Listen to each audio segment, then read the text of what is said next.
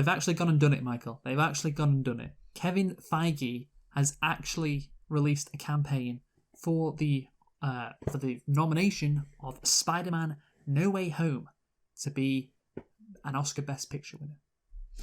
I don't believe it. Like, we were in our last cold open, which was done like many moons ago. We were kind of joking about it, We were kind of being like, it's ridiculous how Martin Scorsese was right. These are just theme park rides. I don't know how anyone can say this anymore. That these movies aren't. That the movies aren't just like fun attractions for fans and not real cinema, but fucking Feige and Marvel, man, they're going for it. I cannot believe it. Like, just their perception of what these movies are compared to what they actually reality. Are. Yeah. It's like they need a fucking healthy dose of the reality stone, Michael. I say release the Oscar cut. How about that? Wouldn't that be good if they just like made two completely different films? Like they made one that was just like action nonsense, and then they just actually tried to make a superhero best picture contender, which would probably involve beating up some kind of Trump or something. Yeah, so something like that. But the thing is, I am a bit of a conspiracy theorist on this because I suspect you think the Jews were responsible. Yeah, but I also think something else. No, I think that the Marvel Oscar push was going to be for the Eternals. I think that's what they were lining themselves up for. Diversity. It's a story that has very deep themes. It's less of the Marvel comics, jokey kind of stuff. Even though that is in there, but it's less of that. It's a more serious movie. It features the fucking Hiroshima nuclear bomb going off, which is of course referenced in A Beautiful Mind as well. But that's the thing. It's like it's directed by Chloe Zhao, who of course won Best Picture for Nomadland. That The Eternals was going to be their big movie, and that failed. And now, because it was a bad movie, worst ever reviewed Marvel movie, and it's like, well, I guess we got to go with Spider-Man No Way Home now. I guess we got to go with that. But yeah, it's Marvel needs to be stopped, Michael, one way or another. Yeah, looks like we need a real superhero to stop them. I don't know what I'm doing. It's been a while since we've done one of these, Luke.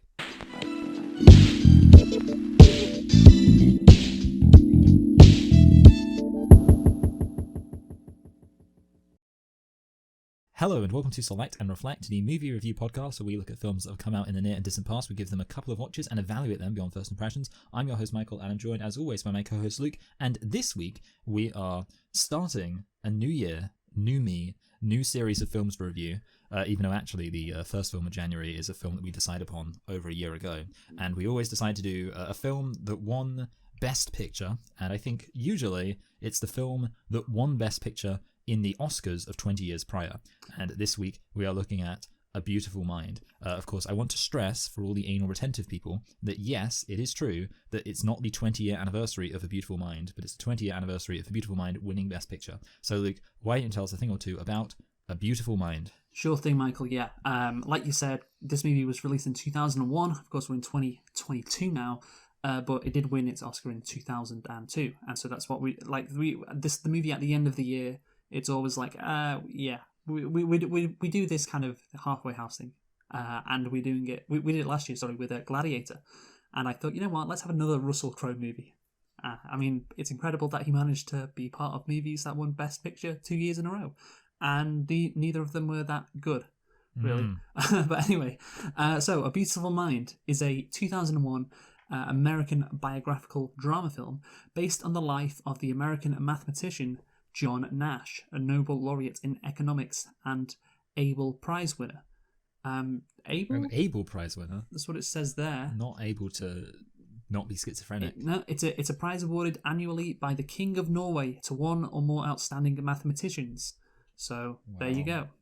Abel sounds quite close to Nobel, of course. Yeah. Imagine if someone walked up to you like, you've won a prize from the king, and you're like, wow, of Norway. Oh, okay. Of Norway. That's the thing. I bet the Nobel Prize started first because that's Swedish, I think. Yeah, that's because of course the ceremony was in Stockholm, and the Norwegians are like, right, we gotta get in on this because of course the Scandinavian rivalry there, and naturally, they went for the Abel Prize, but just in maths apparently. Anyway, so the film A Beautiful Mind was directed by Ron Howard. From a screenplay written by Akiva Goldsman, and it was inspired by the best-selling Pulitzer Prize nominated 1997 book of the same name by Sylvia Nassar. Just everyone in this movie, man.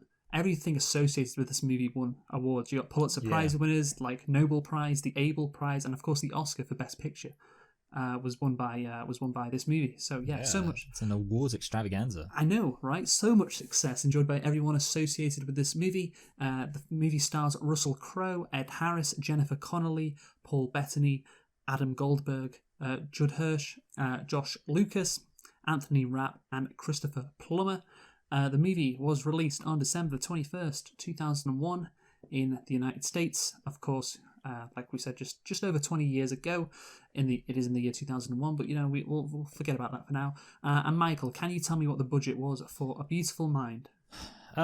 Well, I mean, obviously, so this film came out after Gladiator, obviously, that's why we're reviewing it afterwards. So I would assume that because of that, it was kind of like they were thinking, oh, let's get Russell Crowe, and they were kind of thinking like, money's not an object. I like to imagine that the politics, the studio politics here was, we need to put money behind this to really guarantee it's going to be successful. Now, having said that, obviously, it's still a pretty kind of basic film. I would assume that almost all the money went to the actors, but lots of good actors. Mm-hmm. I don't really know how much, like, this is the issue. I'm kind of trying to think, like, how much would acting cost?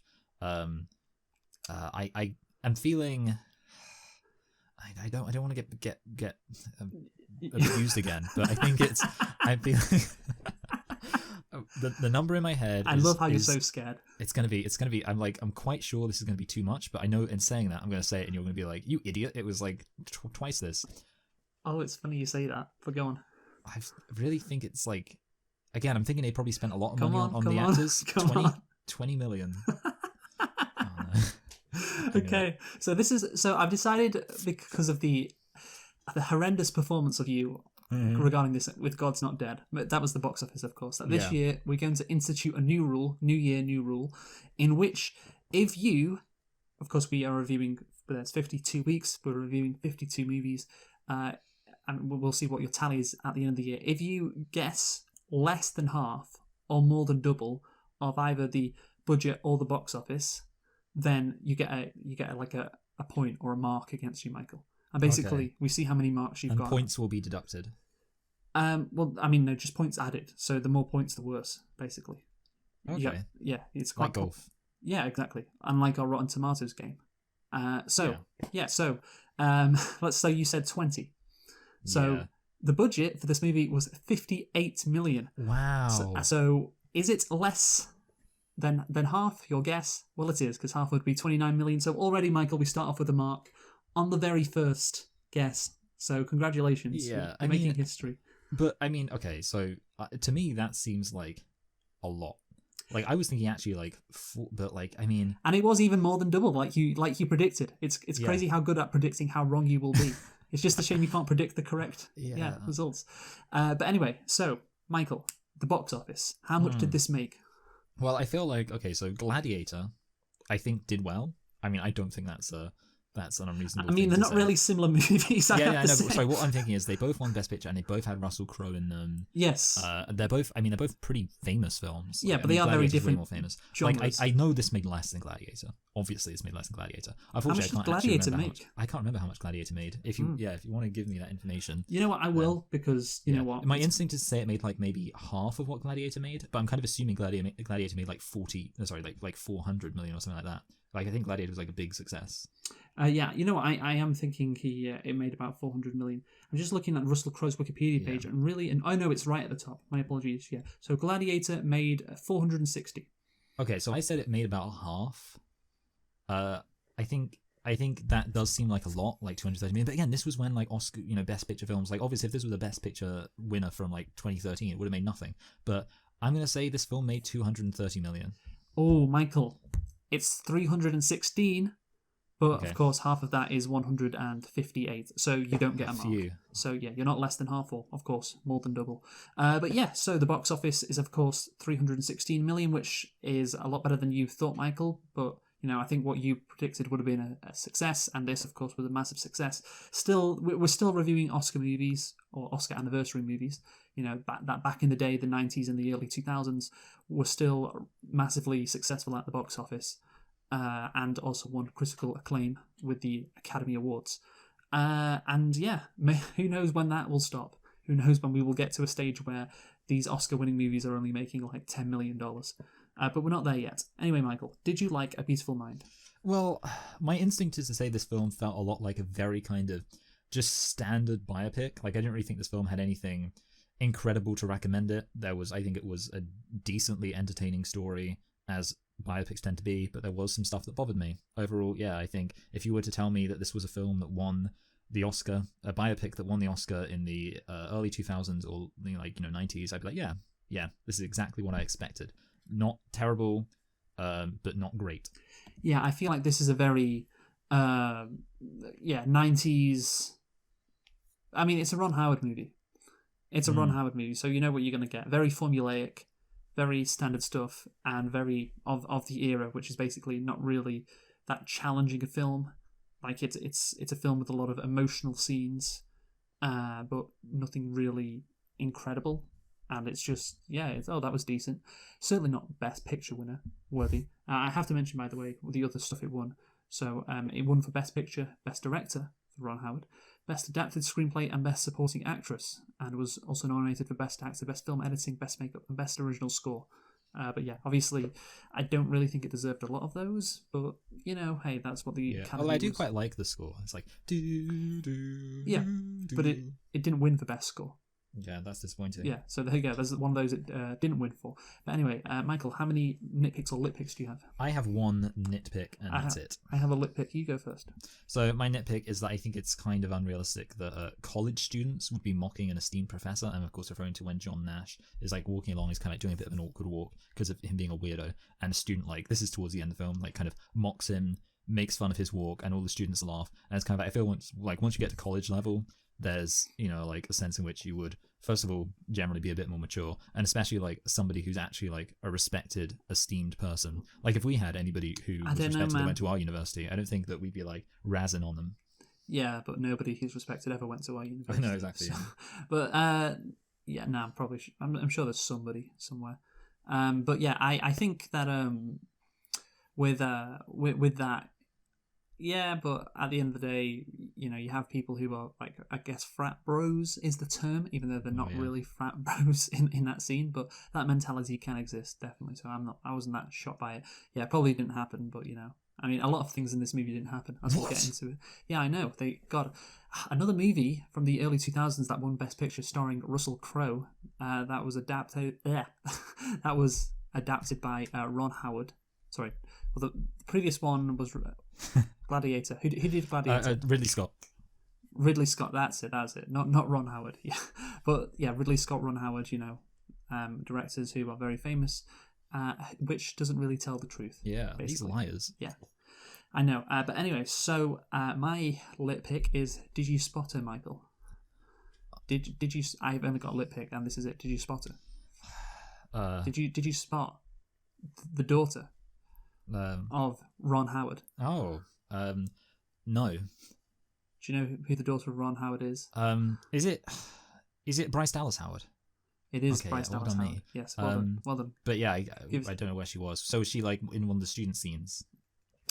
She was in the scene where John Nash gets taken away by the psychiatrist. She is standing next to Paul Bettany as he is taken into the car, and you see her. Wow. She is an extra kind of right at the front. So there you go.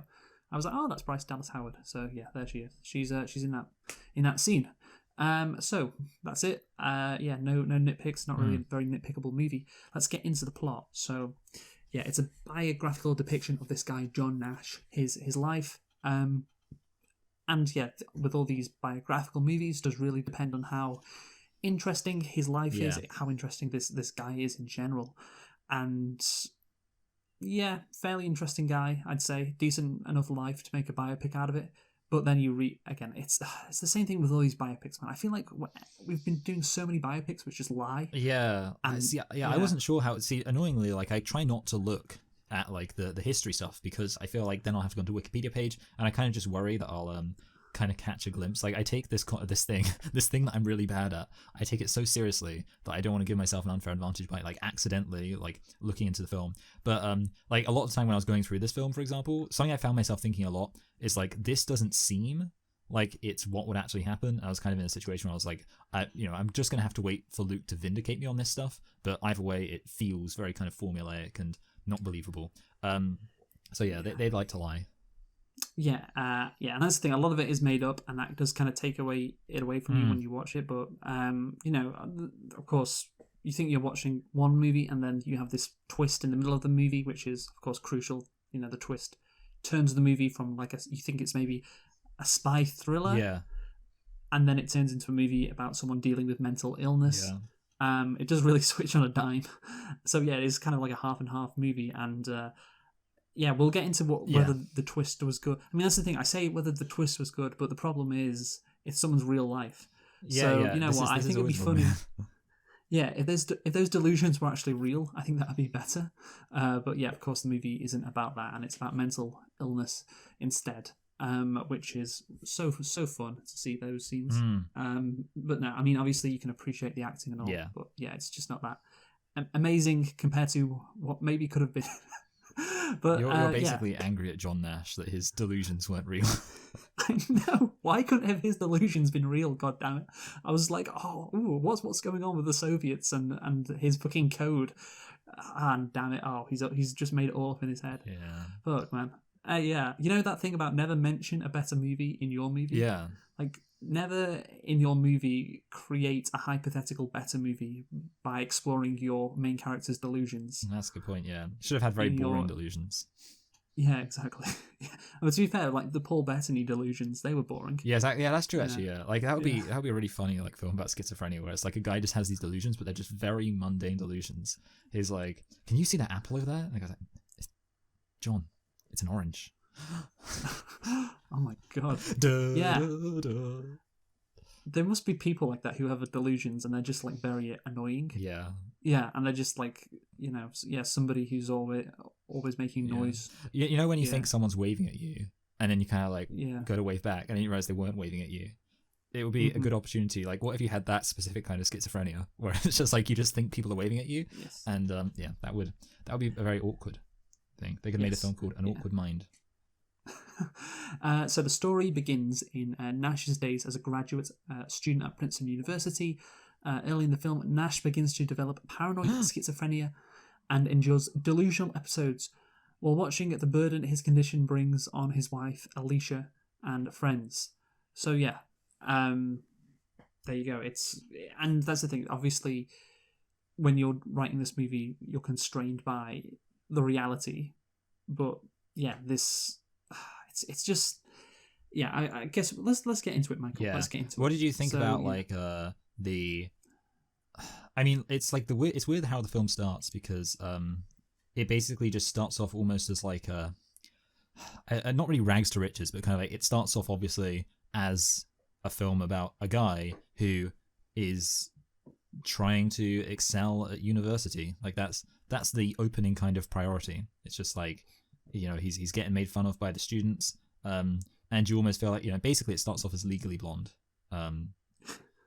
That's how it starts off with, and that's the thing. The movie does well in tricking you. It does do well. I just wish it hadn't have tricked me. You're so offended. I just wish the delusions continued. But yeah, no. This is kind of funny considering we recently did The Matrix. You're literally having a cipher moment. You're like, I know that this spy plot isn't real. I know that John Nash actually was a paranoid schizophrenic. But after all these years, you know what I've learned? Ignorance is bliss. No, it really is. I just like release the delusional cut of A Beautiful Mind. Yeah, no, you summed it up perfectly with that cipher thing. It is like that. Him fucking cracking the code of the US government and just intercepting, the Soviet, fucking, what was it? It's like the nuclear bomb they're going to detonate. Maximum civilian casualties. And he's just staring at numbers, and all the numbers flash in front of him, and his eyes whiz from one number to another, just like, and it's like, oh, he's cracking the code. Oh, it's so exciting. And then he points with his finger on the map to the coordinates. It's there. Yeah. And although to be honest, Army of Russia, can I just say it's not? I know we're jumping ahead, but it's not actually that good of a code. Like the code is just its coordinates. Like I actually thought, like the first time I was watching it, I thought it was going to be like, and I know it's kind of pointless to be talking about like the delusion, but I thought that it was going to be like the code was like to places, and the places like gave you letters. Especially things like one of the places, I can't really remember what it was called, but it had like an alliterative name, like it was called like Hooper's House or something like that, or Parker's Place, whatever. The point is, it was like an alliterative name, and I was like, oh, maybe it's like the coordinates. It's like coordinates to alliterative place names, and they're using that to communicate a message. And I was like, oh, that would be a clever like code, because no one, like, that would be so difficult to crack. And like I came up with that idea for a code in my head. I was like, yeah, that would be great. But that wasn't actually it. It was just coordinates. I'm like, well, that's fucking like. So basically, the big twist is that the code is just totally uncoded, just explicit coordinates. I'm like, that's a rubbish code. It's not really even a code at that point, is it? It's just communicating the information. Like, just because you don't know what the numbers are doesn't make it a code. Yeah, no, the first time I watched that, I was prepared to critique a bunch of stuff regarding the spy stuff. Yeah, the spy stuff. Oh, well, I guess it makes sense why some of the stuff didn't really make that much sense. Yeah. Like, oh, these are the school told me these warehouses were abandoned when I went to see. You know, that's when John going to Nash be like, why didn't? Yeah. Well, wait. How obviously they're not abandoned if you can see people coming out of them if there's a massive laboratory there. You know, there'll be cars parked there and so on. It's like, that wouldn't work. He's just made it up in his mind, and those warehouses are actually abandoned. Yeah, okay. Nash really needed to hire a secondary kind of screenwriter to help him really iron out some of the plot holes in his delusion. Yeah, I know. This is good, but what if you ran with this? You know, the villain's a bit formulaic. Yeah. Come on, Nash. These beats are just so predictable. Come on, man. Yeah. Come on. That's like I wonder if, like, okay, so if you work in like a psychiatric hospital, do you kind of like judge people based on the quality of their delusions? Like, if somebody's got like a really interesting delusion, and you're like, oh wow, you know, like, this guy, let me tell you, he's creative, and then you get somebody who comes along and he's just like a very kind of boring, mundane delusion. You're just like, you know, I wonder if psychiatrists make those kind of judgments. Yeah, I mean, I think they must, right? Yeah, because like you're dealing with this shit every day. Yeah, it's just like at that point, what's the quality of the delusions? Yeah, it's like, oh yeah, I was told to assassinate the president. Okay, I've heard that. I've heard that every day. I was told to assassinate, I don't know, John Leno. Yeah, I mean, did you just combine Jay Leno and John Lennon's name? You know what I did? Because I was thinking of John Lennon, because of course he did get assassinated, and I was thinking of Jay Leno. I just said Jay Leno. But, you know, I don't know. Yeah, someone like that. Imagine a world with no religion. Was that a good Jay Leno impression? Oh, was that your John Leno impression? The only thing we could save that for the Poker's Game. The only thing I know about Jay Leno is that, have you ever seen like Ted Cruz do his Jay Leno impression? Okay. Because that's the only thing I know about Jay Leno, because basically, like, Jay Leno did a joke about Obama in one of his opening monologues, and Ted Cruz just went insane for it, because he was like, you know, Jay Leno's the only late night comedian who's making fun of Obama. And because of that, he just decided to do, like, there's like several clips of him doing it, and he goes, you know, the other day Obama called me. He said, if you like a job, you can keep it. Which is obviously a reference to Jay Leno's Tonight Show little fiasco. Yeah, I think we've gone a bit off track here. Yes. So John Nash, back to it. So he arrives at Princeton University as co-recipient with Martin Hansen of the Carnegie Scholarship for Mathematics. He meets fellow math and science graduates, and one of them is called Bender. I know. And as well as his roommate, Charles Herman. Interesting. So, and he's British as well, and he's a literature student, so... And also he's got pronouns in his surname, so he would fit in on Twitter. Of course. You need to focus on that. I didn't even think of that. Anyway, so John Nash is a dick, and I like that. You know, you have these people who are misunderstood, and you know they're really smart, but they're shy. You know, those kind of movies, like Forrest Gump, for instance. Even though he's not actually really smart, but you know what I mean. Yeah, I get you. Yeah. But he's different, like mentally. Like he's like smart in a unique way. Yeah, I guess so. And they're always sweet and kind. And Nash is not. He's just a bit of a dick. So I like that. I appreciate that. But anyway, so obviously he's struggling at the start of the movie, and we don't get to see how smart he is. And we're not that confident he is going to succeed. Yeah, it is a weird situation. It's kind of like, there's, in a way, like, you're kind of like... But the movie is tricking you into thinking, like, it's all about him trying to be successful. That's what this movie is going to be about. How successful can John Nash be? And so you start off with him not being successful, and that makes the audience automatically go to, oh, it's all the stuff he's doing. Of course, that's real, because it's all about him, you know, helping the American government in some way because of, that's what he wants to do. And, like him struggling by not attending his classes, that's a familiar trope to start these kind of movies with. And, he's just like me, Michael. Me and John Nash have that in common. Except for the brilliant original idea. Actually, you did have an idea, and it was the Select and Reflect. Let's be real. That was your idea. your big Eureka. I've had many brilliant and original ideas. Your Eureka moment was when you watched The Last Jedi and thought, I want to talk about this film, but how can I do that? I've got a good original idea. Okay. I don't think anyone's said this before regarding politics, because of course that's what I studied at university. The Electoral College in America, Michael, 538 Electoral College votes means that disproportionately, those Electoral College votes favour the smaller states. Yes. So you expand the Electoral College.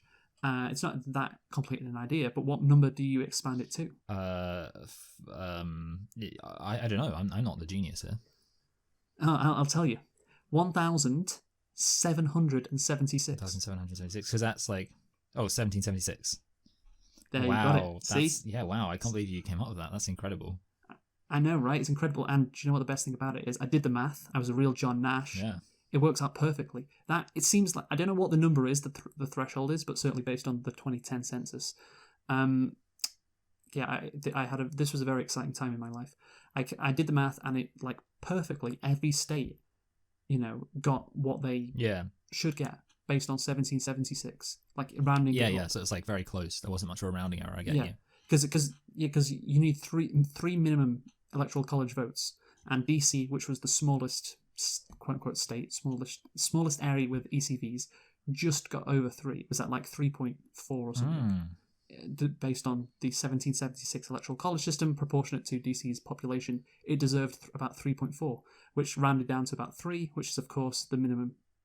Wow, this is shocking. But I want to talk about John Nash. It's interesting because I kind of do think that in a way this film, one of the issues, and again, it's always the thing is we're talking about how it gets you invested in something which it doesn't even in reality necessarily want you to be invested in, because at the end of the day this whole thing doesn't really matter because it's not what the film's about. But the whole thing about him being smart but not being able to catch his big break, the only issue with that is I kind of wonder to what extent the film does a good job at really communicating that he is smart and he does deserve this thing. It's kind of I didn't really sit there thinking to myself, I really hope John Nash finds his big break. It was sort of just he kind of just hangs around, and there's no real indication of that he is this really smart guy and you don't really understand. Well, that's fine though, because I think it increases the tension that you don't. I actually like they didn't show he was smart right away, because it's is he actually going to succeed? I mean, you thought he probably would, but it's not a given. Maybe he's going to struggle a lot before he succeeds. Yeah. I mean, he could have just had that moment where he doesn't. A bit like how Terry Crews got rejected from so many universities when he was trying to get into the NFL. Or yes. I don't know, whatever the university equivalent to the NFL is. But college football. But but let's talk about his original idea, Michael. His smart equilibrium. Idea. I love how he comes up with this. Okay. The only way we get laid is if none of us go for the blonde. Basically, we all sacrifice a bit for the greater good. And Adam Smith, with his individual ambition, is for the greater. He's basically called Adam. Good, it's basically the Chad Nash versus the Virgin Adam Smith. He is. That is a good way to describe John Nash. He is the Chad. He's we are going to get a bunch of pussy and prove Adam Smith wrong, because he's such a fucking virgin, I guess. That's the only way you can read into the situation. And it's crazy, because it sounds like a skit, like a sketch from a comedy show, and it does sound quite ridiculous. But the movie, he pulls it off. I think he pulls it off. What do you think? Yeah, I mean, the first thing I wanted to address before talking about how well it works is the fact this is obviously a trope. And admittedly, I wish I had watched before we did this, and I didn't think to watch it before, The Imitation Game, because obviously, if you know, the film, it's obviously the film with Benedict Cumberbatch, who plays Alan Turing. And there's the famous moment where it's the idea of he discovers the truth in a bar. He's kind of just sat there in a bar, and something happens, and he just the camera zooms in, he's that's it. And I think it is a trope in a lot of these films about people with brilliant minds, where it's sort of in the context and of detectives and stuff. They don't just work stuff out very boringly. It's always someone will offhandedly kind of say something, or a situation will present itself, and that's when you realize everything makes sense. And obviously, like I say, it is a pretty significant trope. But yeah, obviously you could then say, well, it's a trope, but it's kind of necessary. It is the best way to communicate this big Yes. change. And we're I in that just like context, it. yeah. He's using the trope is well, it's not just like I've thought of something. He's like, yeah, we're gonna use this fucking theory I've developed to get us laid. Yeah. Like, No, yeah. I love that. But yeah, No, yeah. And to be honest, I think as far as eureka moments go, this is a good one. It's actually, I'm like, yeah, it's a good way. I mean, again, like, I think Nash is kind of interesting because Nash is probably quite well. I don't know. Like, I personally know about who Nash was. I didn't actually know about the schizophrenia thing before I'd seen this film. But I knew about kind of like the whole Nash's equilibrium thing and like, economics. And yeah, it was kind of like, I was like, yeah, okay, that's a good way of showing it, like the basic principle of like game theory. yeah, Yeah. It is something that would be parodied. Yeah. Like you can see, yeah, like that is normally the parody. Yeah. This is The how Nash simplicity. figures. Yeah. This is how Nash figures out, in a beautiful mind, how to do it, and it's not with girls. And Yeah. then some TV show parodies it, and yeah, it would be a good parody. But it's great. I do like how it happens, and of course it's probably didn't happen like this, but that's good. When Nash's equilibrium was first explained to me, it involved ice cream stands on a beach, and I have to say that this is a much less lame version. Yeah, but of that's how it would. Yeah, that would be it. How you would do it in the movie, Yeah. ice cream stands on the beach. But Yeah, they the decided parody, to, the parody would be then using it to try and get with girls. They just skip the middleman really. What was the ice cream on the beach thing? Well, okay, so basically it's to do with the fact that if there's two ice cream men on a beach, if they're both 1/4, so one of them's 1/4 of the way at the beach, one of them's 3/4 of the way at the beach, then they're both covering 2/3. Sorry, no, they're both covering their halves of the beach in such a way that everyone kind of like is reasonably close to them. But it's in the incentive of one of them to try to move closer to the middle so that they get more of the people. But then obviously in that context, it's better for the other person to move into the center of the middle. And you end up with a situation where they're both in the middle of the beach. So they have like, so neither of them can gain anything from changing their situation. But the point is actually it would be optimal because now they're further away from a lot of their customers because they've tried to move close to other customers as a competitive edge. And actually the optimal thing for them to have done would have been to stay at the 1/4 and the 3/4 point because then they're closer to the maximum number of Yes. And yeah, the point is that it's an unstable position though, because it's like one of them, the selfish one, is always going to be like, oh, but if I move a little bit this way, then I'm closer to more people. And eventually, yeah, they end up moving further and further away from the total number of people. So maybe Adam Smith and this whole individual ambition thing is wrong. Yeah. Or maybe it is. I don't know. But the thing is, this is Nash's original idea. Right? Yeah. I have to say, you've explained it well just then. I think that's a good explanation. But I was listening to it in the movie, and even that explanation there, it doesn't really sound that original. Yeah, it seems kind of obvious. Well, the thing is, this idea of like, hey, or this concept, why don't we work together? That'll be a better outcome for all of us instead of trying to destroy each other. We all have more success if we cooperate. That sounds like part of a political ideology, Michael. Yes, I know the ideology you're talking about. That did fly in the face of prevailing economic theory at the time. Moderate Democrat neoliberalism.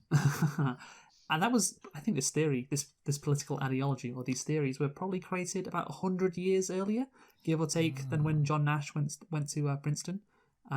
So I don't know. Who could you be talking about? I think the thing is, obviously, his is more specific. Are you saying that John Nash shouldn't have got full marks for originality? That's what I am saying, Michael. Yes. Look, he's more specific with it. Yeah. And he's like, obviously, he's very, with the math stuff, he can describe it more scientifically. But the concept of, hey, let's work together and not destroy us and not destroy ourselves, because if we work together, we produce better results, is kind of the foundation, or one of the biggest parts, shall we say, of socialism. Yeah. Social, I agree with you. Everybody, and what he's, of course, Adam Smith. What is he associated with, Michael? Capitalism. Exactly. And so, what is the opposite to capitalism? Communism. Social, communism, whatever. Basically, doing things for society and for your community, or helping each other compared to just helping yourself in very basic terms. And so therefore, that's the thing. It occurred to me as soon as I heard Adam Smith's name, heard what John Nash was outlining. But again, he actually did do this in real life. That's the thing. Yeah. I could criticize. It's not that original a concept. That was what I was thinking. But apparently, people at the time did. They just hadn't heard of at Princeton. They just hadn't heard of. Yeah, people helping each other. Yeah, Yeah. they just hadn't heard of that. Even as a political ideology, that was wrote down in a lot of famous books. Yeah, I mean, the thing is, I do think so. Obviously, the phrase associated with Nash a lot is game theory. Yes. I guess, and I think Nash did come up with a lot of the kind of I guess you know about the prisoner's dilemma.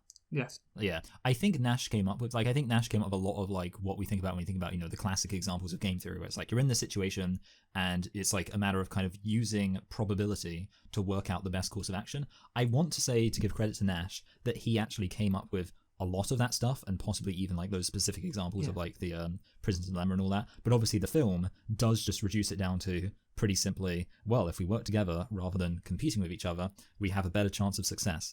Yes. And yeah, I think they probably could have maybe, again, assuming I'm right, I know obviously he came up with the idea of game theory. I'm not sure to what extent he like really elaborated on it, but yeah, assuming that he did come up with like lots of those things, it would have been worth kind of exploring, like really kind of showing how his idea was original.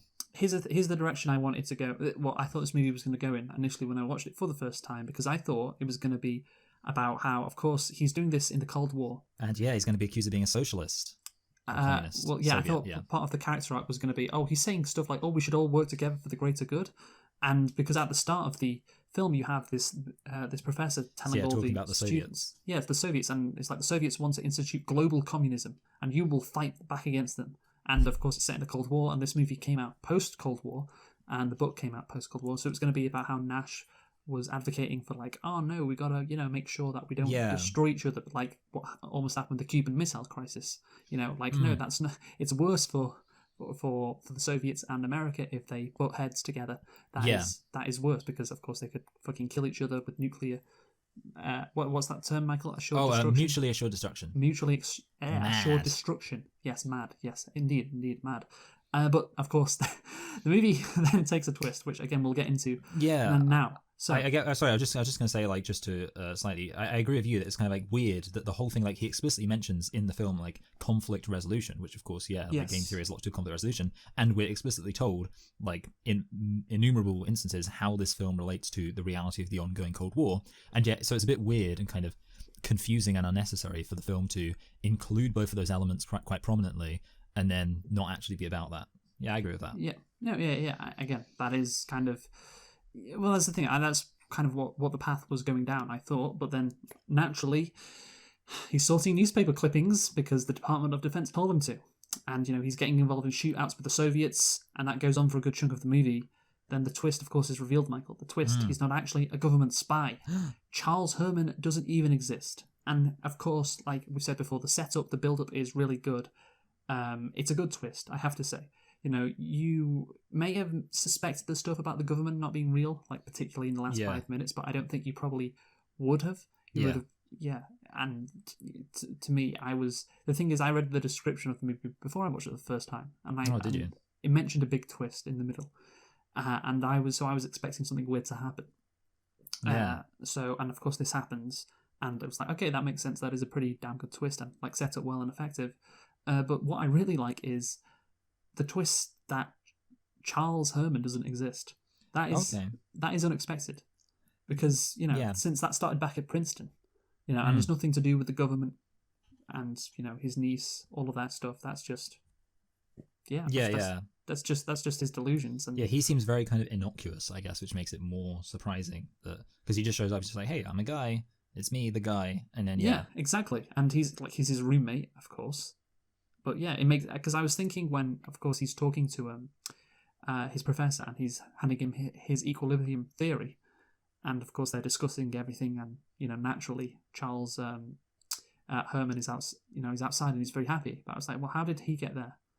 Yeah, I was thinking that, but I was like, maybe that's just he was there just to show his support for him and all of that. But he imagined him. But yeah, anyway, so I have one issue, like a very small issue with the Charles Herman thing, which is that I actually feel like the reveal itself, like on the second watch, I was kind of like, I feel like considering how kind of well the setup is for the Charles Herman thing, where you really don't see it coming, the reveal kind of could have been like more dramatic. I think the only issue I have with the Charles Herman thing is it's kind of like introduced almost like in the immediate aftermath of the reveal of the government stuff being nonsense, where it's kind of like the government stuff is revealed to be nonsense, and then literally just kind of within the same kind of scene where all of that's being established, you get the reveal that Charles Herman isn't real. And I was thinking to myself, I think it would have been a bit better if they kind of would have held off on that a bit and kind of had like the idea of like, okay, the government stuff is schizophrenic, and then kind of as like an extra twist to just like really hammer it home, like maybe a few scenes later, kind of maybe even at the point where he's starting to realize maybe even that the government stuff is nonsense, then you get the reveal that Charles Herman isn't real. Because I was just kind of thinking to myself, like the Charles Herman thing feels like it should be the bigger twist, because obviously the spy stuff, like you say, it's kind of like, okay, you can actually be like, yeah, okay, the spy stuff does seem a little bit eccentric, and, you know, the newspaper thing and all that is a bit crazy. The Charles Herman thing, that's like the big wow. But obviously it's kind of just revealed almost like, all this spy stuff is nonsense, and then just within that same scene, oh, and also this Charles Herman guy isn't real. That was just the one thing I found disappointing about it, personally. Yeah, no, I think the execution could have been better, you're right, because immediately the doctor says, oh, there's no one else in this room when he's looking at Charles, and it's like, because he's there initially, you think, oh, he's there just to, you know, say, oh, damn it, you know, just to be helpful because he's his friend. Yeah. And he's not there. And then because you're all like, yeah, it's snowball. It does feel like it's snowballing. It's like, oh, Charles isn't real, and the government isn't real, and all of that shit is just being completely made up. And oh wow, this is a massive twist. But yeah, I think it'd have been a better like punch later on in the movie.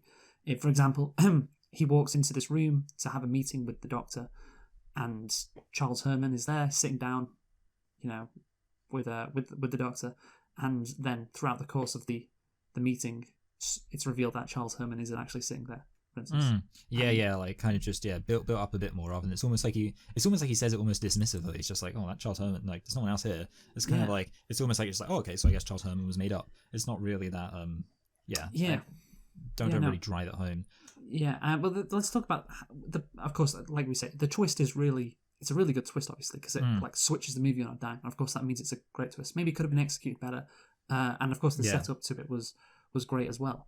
But yeah, basically, is it possible that this could have happened, Michael?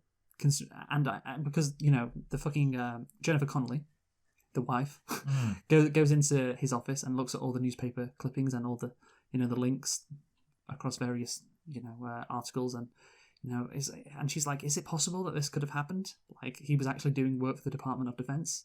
And yeah, I think it is possible, considering all the shit the CIA and I guess the whole of the US intelligence agency were doing back in the day in the Cold War.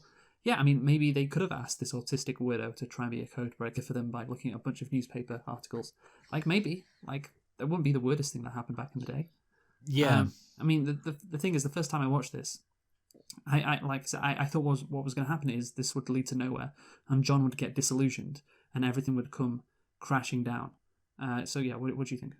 No, yeah, I mean, I do agree with you that in the strictest sense, it's, I mean, definitely true. It could have happened both in terms of like feasibility and also, yeah, I mean, for all we know, like the government does control a lot of stuff, and the CIA was definitely up to some pretty dodgy things in the pretty dodgy things, yes. Not really kosher. Involving a lot of smart people, like another famous person who went to Ivy League University, Ted Kaczynski, for instance. Oh yeah, exactly. Was he? Wait, hold on a minute. Is he the guy who's like? That's the Unabomber. Yeah, Unabomber. Yes, that's what I was going to say. Yeah, but I mean, that was a study at Harvard University using incredibly smart people. Of course, you have to be smart to go to Harvard, and basically fucking their brains up. What was it? Yeah, I can't remember what it was called. Oh yeah, I mean, I know there was like a whole thing. Sorry, I'm just gonna say something else, and maybe while distracting you, it will come to your mind. There's literally like a Fatboy Slim song about this government experiment where they gave pilots LSD without their consent, and then like, I don't know, made them watch like some weird videos about like explosions and war and stuff, just to, I don't know, see the effects, just because that's what they do. Yeah, I mean, like, and also there's a whole thing about how like, I'm sure like they like, there's like, I feel like they did every single form of medical experimentation on minorities in the US. Like, I don't think there was a single minority that wasn't subject to some sort of like medical experimentation. Like, you know, there's a whole thing about like giving black women like hysterectomies without telling them about it.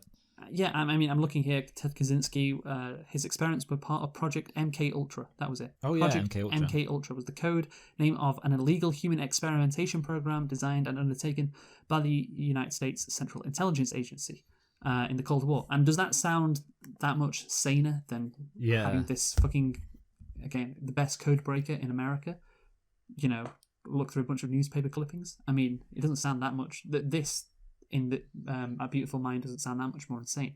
Yeah. Anyway, and just a bit more on the twist. Goldsman, this is the screenplay writer, Goldsman's creative take on the project was to avoid having viewers understand that they are viewing an alternate reality until a specific point in the film. This was done to rob the viewers of their understanding, to mimic how Nash comprehended his experiences. So yeah, again, that's very good filmmaking. Yeah. So then throughout the second half of the movie, he's basically dealing with his mental breakdown. Yeah. And the enjoyment you get out of this is to see, Russell Crowe's acting and him dealing with this reality break that he's had and having to get back to normal. And yeah, it's incredible that really, he's in back-to-back Best Picture winners was Russell Crowe, but of course he won Best Actor the previous year. And his performance in this movie, in A Beautiful Mind, is so much better than the one in Gladiator, because he doesn't have a performance in Gladiator. Yeah, he's just like some dude. Yeah, some very stoic guy who doesn't express a lot, apart from when his family dies, which, that's the bare minimum you expect. Exactly, yeah. Yeah, I think his performance was really good. I mean, the thing is, the famous Robert Downey Jr. quote from Tropic Thunder, or his character's quote, you never go full retard. You never go full retard. And this was him not going full retard. And to be fair, it's not like he's just kind of autistic. That's the thing. Yeah. He's on the spectrum, of course, but he's not like mentally well, he's mentally ill because of his schizophrenia. But if he didn't have schizophrenia, you wouldn't describe him as like mentally ill, would you? No, yeah. I mean, yeah, I kind of get what you're saying. Although I do think maybe slightly in contradiction to that, it's kind of like you mentioned the idea of him getting back to normal. I do think in a way the extent to which like he's a bit of a weirdo in the film feels kind of like it makes it hard to, I guess, sympathize with the idea, or I guess empathize with the idea of like, oh, he needs to go back to normal, because it's kind of like he's already pretty strange, like wow, Michael lacking empathy for somebody. Wow, what a shocker! I know, yeah. You could have seen that coming. I mean, the thing is, so actually we didn't really mention this when I was going to mention it, but the thing about the whole romance thing, like the romance thing was a bit strange because like of the fact that Nash is so not charismatic. I don't know, like he just well, let's say he acts very autistic. Yeah, I'll use what, yeah, because I think that's an accurate thing. I mean, how else could you say it? Yeah, I know. Yeah, sorry. I mean, the thing is, we're never explicitly told he's autistic, but yeah, he's acting very autistic. I mean, he's got to be autistic. Yeah, if he's not autistic, what is going on? Yeah, exactly. Yeah, he's like super autistic, and it's kind of like that to me made the romance feel a little bit like I was like, what's I'm not saying that people can't love autistic people, but I'm kind of thinking like if you're just like, I mean, literally, there's a whole show. There's no hope for you then. The Undateables, which is literally about like the fact that no one wants to date. Nash. Yeah, no one wants to date autistic people. That's a funny show. Yeah, I know. No, it is. I've seen clips from that. But the thing you can is, literally imagine like John Nash on that show, like, I just want to have sex with you. I don't want to do anything romantic. And it's like that would make sense if the other woman was also like autistic, like, okay, want to play with my trains. But no, the other woman's just like what the fuck? The other one's just like completely normal. And you're like, what is that? How it works in the Undateables? One of them is normal and one of them isn't. No, it's the opposite. Is what I'm saying. Sorry. So what I'm saying is, on the Undateables, it's hooking up people who are both like on the spectrum, on the with spectrum. each other. And you're saying, and I'm saying Jennifer like Connelly. in this film, it's kind of like it's literally like if you watched a film about somebody from the Undateables just dating like a very good looking, completely just, again, I'm going to say normal, but I guess the fancier word and more politically correct would be neurotypical woman. Someone who doesn't have autism. Yeah, and if you watch that film, you would be but like... that's the thing. Like, you're right, Michael. You're right. I was going to mention this. Like, Jennifer Connelly is, of course, she's like fucking supermodel good looks. I mean, to be fair, the reason why I can understand people would be interested in John Nash is because he looks like Russell Crowe. Russell Crowe isn't really that bad looking. But, if this happened in real life and John Nash didn't look like Russell Crowe, which I doubt, he's no way Jennifer Connelly is wanting to be with him. A girl who looks like that. And it just makes things quite unbelievable. Even if he looks like Russell Crowe. Like, because Jennifer Connelly, like, she could fucking be with any person. Yeah. And she doesn't seem that in love with him as a person. Because, of course, she's infatuated with him because he's this college professor. But after that, it doesn't really go anywhere. She solves his puzzle, and then, maybe they're going to bond over maths. That's going to be their big bond throughout the... Like, maths between them isn't brought up ever again. Yeah. Like, she And- basically might as well not even be a mathematician. Yeah, exactly. That's what it feels like. And the thing is, she is super smart, of course. And you Yeah. forget halfway through the movie. It's Yeah, like she's just exactly. like a normal fucking housewife. Yeah, she just Which- becomes, That's Which I the guess 50s maybe for you. maybe it's a commentary like on the 1950s, but they don't go with that. And it's just Yeah, like, exactly. oh yeah, she's just normal wife who has to deal with this Yeah. very challenging person. And I it doesn't. also wanted to say, like, there was almost at one point where I was like, John Nash, I think it was like at the party, he was like acting so autistic and she was like kind of almost like mothering him. She was being like, oh, I give you this little thing, I'll like take care of you. And I was thinking, it's almost like rapey in that it's almost like this is a woman who's dating this good looking guy and is basically almost so much more not autistic than him that it's literally like she's having sex with a child. Like, I kind of felt uncomfortable. You know the bit where she like kind of starts jerking him off after he's had his medication? I was kind of Yes. thinking to myself, like, the fact that these two people have sex makes me uncomfortable because you have a woman who's perfectly aware of her own kind of like emotional and mental like situation, and she's just banging this super good looking guy who's basically so retarded he might as well be a little kid. Wow, you know what? That was very harsh. I think Jesus Christ, so retarded he might as well be a little kid. Okay, he's not that bad. This but was he's worse than Big. Okay, but he's yeah. I mean, if the dynamics were the other way around, Michael, or if the dynamics were the other way around, but I guess he's the authority figure. Yeah, in the if the genders relationship. were switched, all the feminazis would be up in arms. I know, Just right? saying. But that's the thing. I'm not so bothered about that like you, even though I think it is kind of weird. It's just Yeah. like, why would she be with him? Yeah, And again, that he looks like Russell Crowe, but you're not really meant to take Yeah. that into account. Yeah, but I mean- it's sorry. Just to say one more thing on it. She has a pretty typical character, Jennifer Connelly, like throughout the movie. It's like, she's going to not that struggle, interesting. and then she's going to come back and support him, and that's exactly what happens as well. Yeah. Anyway, I think we should move on. I just want to say one quick thing about, which is basically just the fact that he's like so.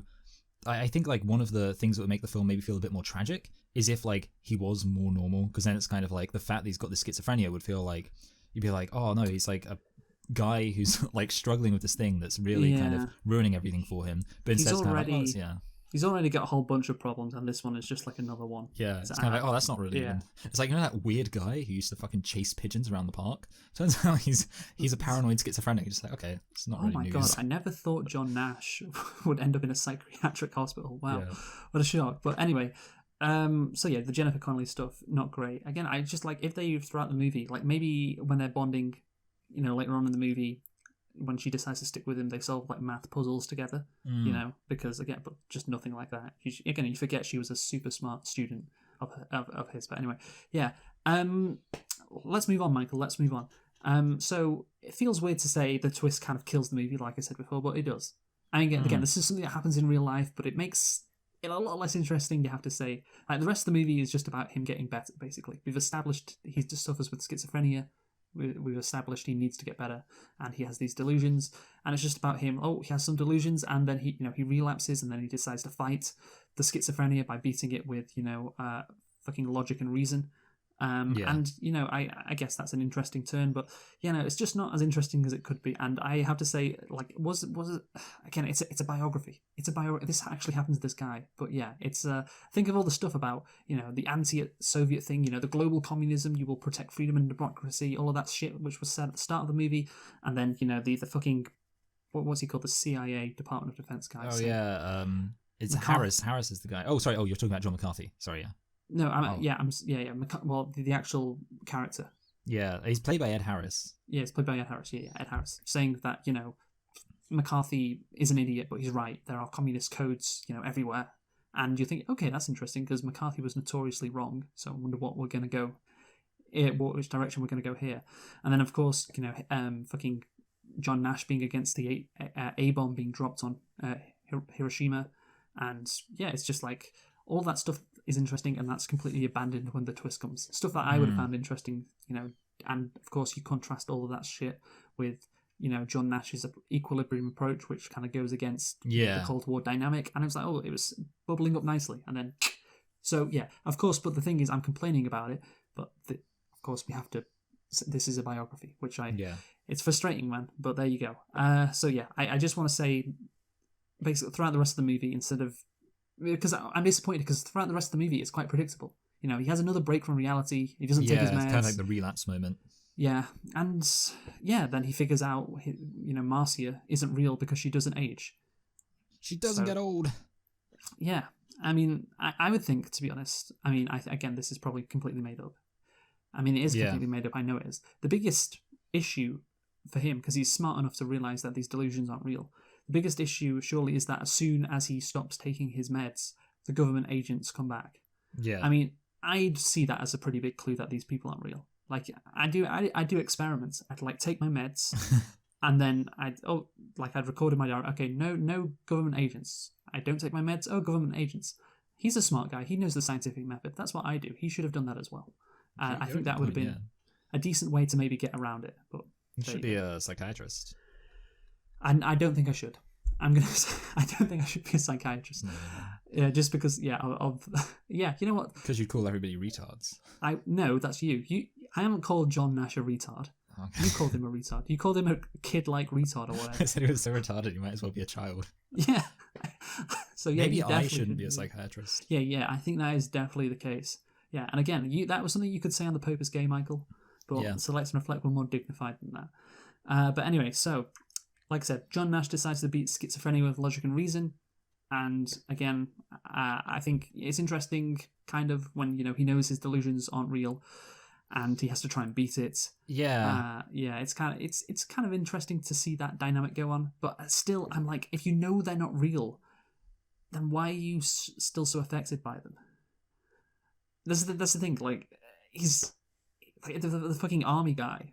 Well, he's saying, "Are you a soldier?" He's shouting at that to John Nash. Remember that? Yeah. Is this so? This was when he was in like kind of in the university campus and he was kind of like being Yes. circled. Yeah. Okay. Yeah. So he's shouting at John Nash, and he's not being covert anymore, is he? And just another clue, it isn't real, perhaps. Yeah. You know? Yeah. I mean, Yeah. I think it's just- basically it's yeah. That's the thing. Like, as soon as he figures out they're not real, okay, it's interesting to see him kind of deal with it at first, but then it's like he's easily going to get past this, isn't he? He's easily going to get past it, and of course he does in the end. And yeah, and then of course in 1994 he wins the Nobel Memorial Prize in Economic Sciences for his work on game theory, and is honoured by his fellow professors. A nice happy ending, and of course he overcame so much, and he gets the reward. And there we go. Everything is wrapped up in a neat little package then. in a little package. And I like this from Desson Thompson of the Washington Post. He found the film one of those formulaically rendered important subject movies. Yes, it was an important subject. Important subject, dealing with schizophrenia, a very serious subject, mental illness. But is it that interesting? Is it inherently interesting to see it? Or certainly compared to the movie I thought we were perhaps going to get, no. It's kind of interesting. It's mildly interesting to watch. And yeah, it is very formulaic how, of course, at the end everything works out and he wins his award and he's happy with his wife. Yeah. Happy with his wife, happy with his life. Yeah, so now, of course, we've referenced it throughout the movie, Michael. It's all wrong. Yeah, historical There was no John inaccuracies. Nash. There was no John Nash. That would be a really big twist. Like, turns out the movie was like, that would be so meta if you're like, actually, Michael, the movie doesn't exist. Yeah, And I John don't Nash. exist either. John Nash was made. Oh my god, can you imagine? But John Nash wasn't made. Yeah, John Nash was made up completely, and this whole. So Ron Howard, imagine John Nash. You know what I was just thinking? Imagine if when you What? like started complaining about like the twist reveal, if I was just like, Luke, there wasn't a twist. Luke, the film's about a guy who's working against Soviet spies. Yes. Like, what's schizophrenia? Yeah, but what are you talking about with, Jennifer Connelly fucking having to save him from drowning the baby? Yeah. What's going on? I was just like, he just started repeating the words "drown the baby" over and over again. He just wouldn't stop. Anyway, so historical inaccuracies. Yeah, I still like my idea of like Ron Howard inventing John Nash and doing the biography of him. Oh yeah, Yeah. I learned about this guy I read a book about him. Yeah, John Nash. Let's do a movie on him. Anyway, so the narrative of the film differs considerably from the events of Nash's life, unsurprisingly, as filmmakers made choices for the sense of the story. Basically, one difficulty was the portrayal of his mental illness and trying to find a visual language in the film. Nash never had visual hallucinations. Wow. He never had them. So that's a massive part of the movie. And he just never had them. And that's why I referenced before, like, all this stuff about, this is how we found out the hallucinations weren't real. Probably didn't happen. How could he not just get over it? It's because this all didn't. None of it is real. Yeah. So yeah, again, that's why I'm like, once you realize they're not real, I don't know why you'd be, as paranoid as he is initially, because it's like you've cracked the code, kind of. You're like, oh, I've realized, that's a big epiphany moment when you're not on medication and you realize they're not real. But anyway, so Charles Herman, Marcy Herman, and William Parcher, all fake, are a scriptwriter's invention. The filmmakers invented a narrative while far from a literal telling. It's true to the spirit of Nash's story. So there you go. Nash spent his years between Princeton and MIT as a consultant for the Rand Corporation in California, but in the film he is portrayed as having worked for the Department of Defense at the Pentagon instead. So I think they're saying he did actually work as a consultant for Rand. Yeah. So, yeah, again, just making that up. His handlers, both from faculty and administration, had to introduce him to assistants and strangers. The PBS documentary, A Brilliant Madness, tried to portray him more accurately. So yeah, they just made a bunch of stuff up about the illness. And like the filmmaker, it's the spirit of Nash's story. And the film is literally about him imagining these three people and him realizing they're not real. They're not real.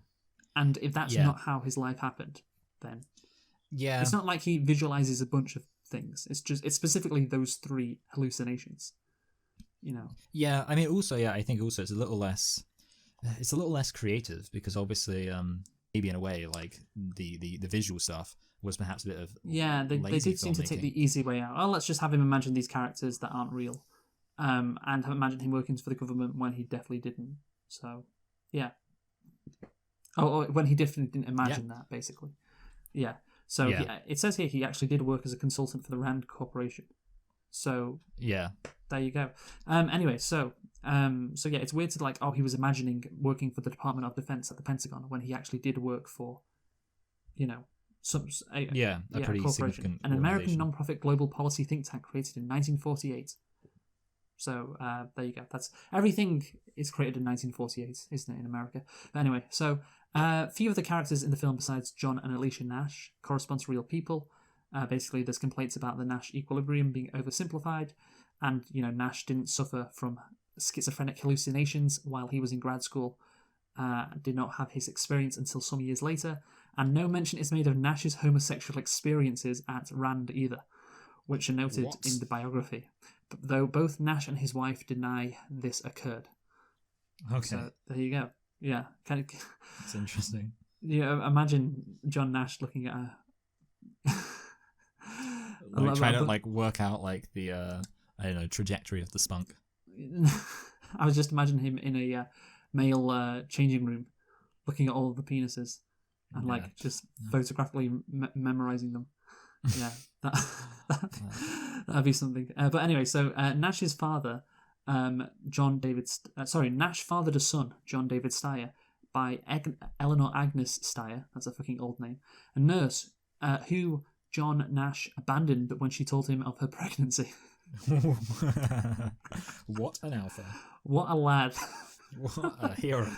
That's just so funny, man. That's so funny. He's like, no, this guy, he's really, he loves Jennifer Connelly so much, but this girl, Eleanor Agnes Steyer, sorry, with that name. Yeah, you didn't want to put that in your movie, did you? Fucking Ron Howard. The film did not include Alicia's divorce of John in 1963. Again, that would have been interesting to put in. Yeah. I guess, Like, it was not until after Nash won the Nobel Memorial Prize in 1994 that they renewed their relationship. Again, that sounds like... I guess it just sounds like maybe better. I don't know. It sounds pretty formulaic, and they could have just put that into the movie, but they didn't. Yeah. They just made it happier, I guess, and more like sweet. What? I don't know. Yeah, I get what you're saying. More like cheesy. Cheesy, yeah, exactly. Yeah, that's good. Beginning in 1970, Alicia allowed him to live with her as a boarder, and they remarried in 2001. So maybe while the production of this film was going on. Yeah, I can't believe they made this film while he was still alive. I know. Nash is shown to join Wheeler Laboratory at MIT, but there wasn't a lab. The film, furthermore, does not touch on other revolutionary works of John Nash. All of that is interesting, I guess. The film has Nash saying in 1964, "I never take meds, but in fact, I take fewer medications." That's what he said. Oh no, I take the newer medications. Yes. but he didn't take any medications from 1970 onwards. Something highlighted in his biography, however, Howard said that they added that line of dialogue because they were worried the film would be criticised for suggesting that all people with schizophrenia can overcome their illness without medication. Yeah. So yeah, and he never gave his expectant speech for the Nobel Prize, which isn't that big a deal. Again, some of those things are a big deal. The last two really aren't. Who the fuck cares about that, really? But other stuff about the hallucinations just being completely invented by the screenwriters, yeah, I'd say that's a pretty big deal. That's the central, hurdle he has to overcome in the movie. And if that hurdle didn't exist, well, you're kind of just making a lot of shit up there. And that is incredibly important when that's the core of his character's arc. So yeah, Michael, time for conclusions. You go first. Right. So this film, like I kind of said at the beginning, it's a little bit just formulaic and not particularly special. I suppose I'll just go through a few basic criticisms. The first one, I guess, is that it kind of touches on something which you expect to happen, or, it hints at with this Cold War thing and the conflict resolution stuff, you're like, oh, well, this is going to be related. And that sort of isn't. It kind of does make a bit of the beginning feel a bit unnecessary. And then regarding kind of the impact of the film's portrayal of his schizophrenia, I think having a story about somebody's struggles with like mental health is certainly something which could easily be very compelling. There's no reason why it shouldn't be, but I think the main drawback is that they kind of seem to just really want to portray John Nash as so weird that you kind of like the idea of him getting over his mental illness really doesn't feel that important. And I think it actually would have helped if John Nash was maybe portrayed, even if this isn't entirely accurate, as a bit more kind of normal, just so that you could be like, okay, so he's a normal person who is like struggling with these mental health issues, so it matters that he gets over these mental health issues. I'll just mention briefly, because I was thinking about The Aviator, of course, by Martin Scorsese, about Howard Hughes, who was an incredibly innovative and famous businessman who eventually succumbed to really extreme OCD. And I'll just say I think that film handles it much better because it kind of has like the OCD thing in the background and puts forward like the man Howard Hughes, which ultimately makes the film much more tragic, because it's like you've got Howard Hughes, the man who had all these things and was like really ambitious and all this kind of stuff, but he has his OCD, which is a disease which ultimately destroyed his life. It would be much more powerful if this film worked the same way, where you had John Nash, the man, but it feels like in many ways kind of like the weird mental stuff he's got going on sort of just takes over the character, and you're like, well, is there even anything to this character apart from just how bloody strange he is? Final thing, yes, I do think that the romance was a bit like unbelievable, and also the fact that as I already said, the visual hallucinations were used to kind of like just simplify his schizophrenia for the cinematic language was a bit disappointing. There were things I liked, but it's kind of just generic things, like it's a kind of interesting story. There's interesting stuff that happens. Some of the moments are emotionally resonant. Overall, I'm going to give the film a low 6. So not it's still technically better than average, but I really don't think it brought very much to the table. So yeah, just one more historical inaccuracy, by the way. Apparently Jennifer Connelly as Alicia Nash, an example of whitewashing, apparently, because she was born in El Salvador and had an accent, which of course isn't portrayed in the film. So yeah, no, not great there on the historical inaccuracy front for that casting. And yeah, basically the other historical inaccuracies are quite bad.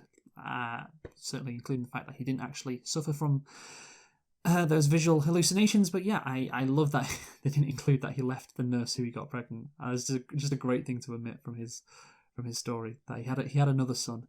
Yeah, we don't care about him. But the thing is, you said before, Michael, it's kind of inherently interesting to see someone struggling with mental health. Or you said something like that. I would say it's not that inherently interesting seeing someone struggle with mental health, if that is the main point of the movie. I think then you said something like that, similar like that later on in your conclusion. And of course you mentioned Howard Hughes, the aviator, his OCD. It's kind of in the background. He has to deal with it throughout the movie. It doesn't really consume his character, and it's not about Howard Hughes beating OCD. It's about him learning to live with it. And that is where the second half of the movie, the tension just kind of just drops, because yeah, it's just about John Nash trying to, beat this fucking, schizophrenia, and he can beat it, and he does beat it, and it's like, okay, well that's there you go, he's beaten it, and it doesn't really, it's not really that interesting throughout the second half. The first half is much more interesting, but of course the twist has to happen, and yeah, it's funny that I wish the twist didn't happen, but there you go. That's like we said, that's just how it happened in real life. And yeah, the setup is wonderful in helping the twist too as well, and of course it's great. You have to tip your hats off to it, how it was done. But yeah, other issues, the romance is bad, but yeah, good performance by Russell Crowe. And yeah, you gave it a 6 out of 10. Yeah, I'm I'm gonna feel. I'm feeling a 5, Michael. I'm feeling a 5 out of 10. You meanie. I know, it's just meh,